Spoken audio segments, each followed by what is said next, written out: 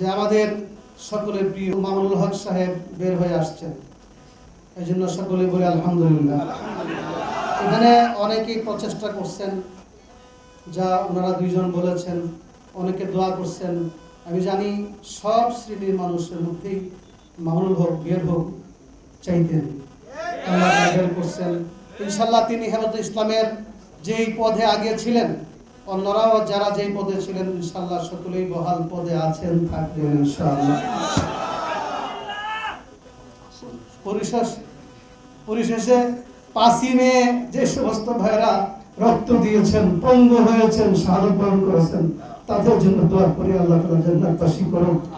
আর 21 সনে যে সমস্ত ওলামায়ে কেরাম কারা নির্যাতন ভোগ করেছে, তাদের জন্য আমরা আজকে কি করব, দোয়া করি আল্লাহ যেন তাদের দুনিয়া আখিরাতে মর্যাদা বাড়ায় দেন।